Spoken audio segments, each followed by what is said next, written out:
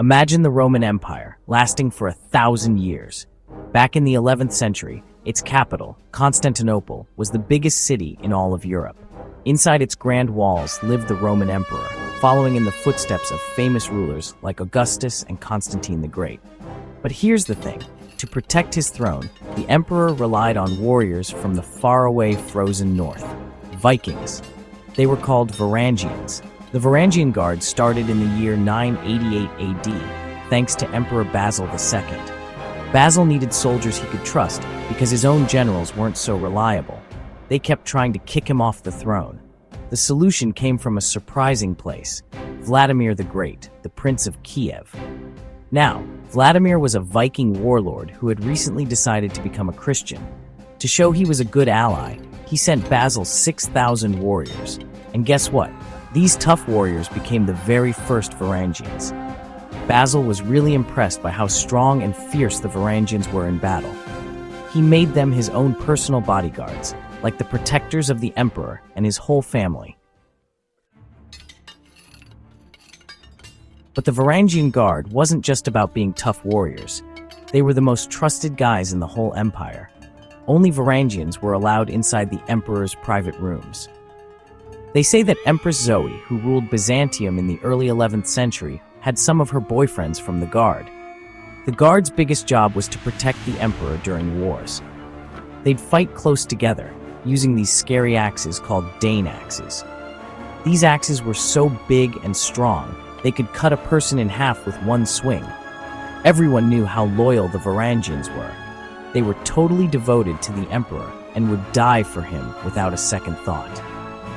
But that's not all. The Varangians also acted like the police in the capital. Constantinople was a busy city, and sometimes things got out of control with riots and fights. It was the Varangian Guard's job to keep things peaceful. Let me tell you, you didn't want to mess with those guys. Now, these Varangians, they fought in tons of battles all over the Mediterranean for the empire. In Italy, they went up against Normans, Saracens, and even the Germans from the Holy Roman Empire. They were part of missions to take back Sicily and Crete. One of their most famous victories happened at the Battle of Dyrrhachium in 1081. The Byzantine army was facing an invasion by the Normans, led by Robert Guiscard. Now, these Normans were considered some of the best soldiers in Europe, but they were no match for the Varangian Guard. The Normans were completely defeated, and Robert Guiscard himself was killed. The Varangians were almost always victorious in battle. They were a big reason why the Byzantine Empire was able to survive for so long. The enemies of the empire started to tremble when they heard the Varangians chanting their battle cry in their Norse language. Now, the Varangian Guard changed over time. At first, most of the soldiers were Norsemen from Scandinavia or Russia. But after the Norman conquest of England in 1066, many Anglo-Saxons escaped to Byzantium. These Englishmen were tough warriors, and they were ready to use their swords against anyone who threatened their new emperor. They were also pretty happy to get away from William the Conqueror's rule. The Anglo-Saxons were welcomed into the Varangian Guard with open arms. They quickly earned everyone's trust and became some of the most respected members. One of the most famous Anglo-Saxon Varangians was actually a king, King Harald Hardrada of Norway. Harald had to flee to Constantinople after losing his throne in Norway. He joined the Varangian Guard and quickly climbed the ranks. He fought bravely for the Byzantines in campaigns against the Arabs in Sicily and North Africa. After gathering a lot of wealth, Harald went back to Norway and took back his throne. The Varangian Guard continued to serve the Byzantine emperors until Constantinople fell in 1453. By that time, the Guard wasn't as powerful as it used to be.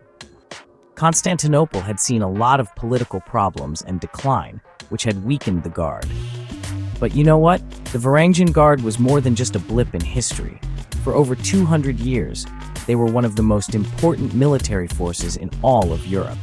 They were crucial in helping the Byzantine Empire survive against its many enemies.